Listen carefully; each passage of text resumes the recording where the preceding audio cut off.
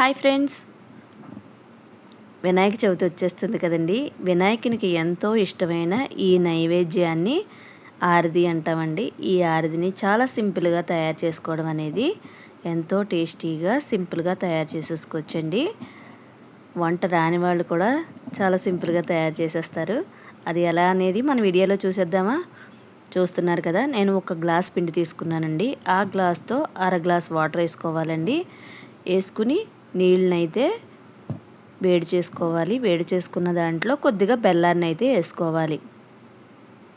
వేసుకున్నాక ఆ గ్లాస్తో పిండి అయితే తీసుకున్నాం కదా, ఆ పిండిని కూడా నీళ్ళు మరిగాక వేసుకోవాలండి. నీళ్ళు బాగా మరగాలి. మరిగాక అప్పుడు పిండిని అయితే ఒక గ్లాస్ తీసుకోవాలి. అర గ్లాస్ వాటర్ వేసుకోవాలి. వేసుకున్నాక ఒక 5 నిమిషాలు అయితే ఇలా ఉడికించుకుని ఇప్పుడు ఈ పిండిని బాగా కలుపుకోవాలండి. ఉండలు లేకుండా బాగా కలుపుకున్న పిండిని కొద్దిగా పిండిని తీసుకుని పక్కన పెట్టుకుందాం. పక్కన పెట్టుకుని ఈ పిండిని కొద్దిగా తీసుకుని తాలికలు అయితే చేసుకోవాలండి.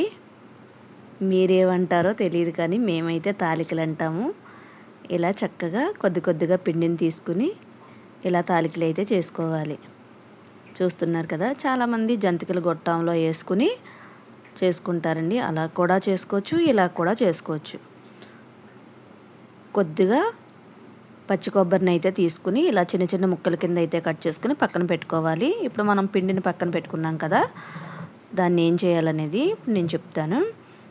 ఇప్పుడు పెద్ద గ్లాస్తో పాలు అయితే తీసుకోండి. చిక్కటి పాలు తీసుకున్నాం అనుకోండి, ఆరిది అనేది చాలా టేస్టీగా ఉంటుంది. ఆ పాలు మరిగేలోపు మనం అరకప్పు బెల్లాన్ని ఈ ముద్ద ఉంది కదండి, దీన్ని వేడి మరిగిన పాల్లో అయితే చల్లార్చుకున్న పాల్లో దీన్ని తిక్కి పేస్ట్ లాగా అయితే చేసుకోవాలండి. ఇప్పుడు పాలు మరిగిపోయండి, తాలికల్ని వేసేసుకుందాం. ఇలా తాలికల్ని వేసేసుకుని చూసారా, బెల్లాన్ని ఆ పిండి ముద్దని ఇలాగా మరిగిన పాలు చల్లారిపోయిన దాంతో ఇలాగైతే తిక్కి పేస్ట్లా చేసుకోవాలి. చేసుకున్న దాన్ని పాలు మరిగాయి కదా, మనం తాలికలు కూడా వేసేసుకున్నాము. ఇప్పుడు ఈ పిండినంతా వేసేసుకోవాలి.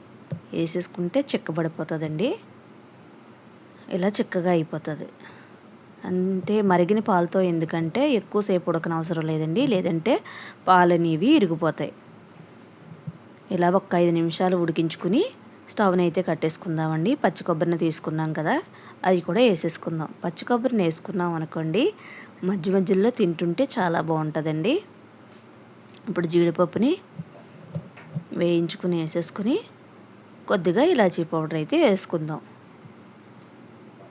చూస్తున్నారు కదా, అంతే అండి. చల్లారిపోతే ఇంకా కొద్దిగా దగ్గర పడుతుంది. ఒక్కసారి ఇలా ట్రై చేసి చూడండి, చాలా బాగుంటుంది. ప్లీజ్ సబ్స్క్రైబ్ అయితే చేసుకుని కామెంట్ అయితే తెలియచేయండి. చూస్తున్నారు కదా. ఓకేనా ఫ్రెండ్స్, బాయ్ బాయ్.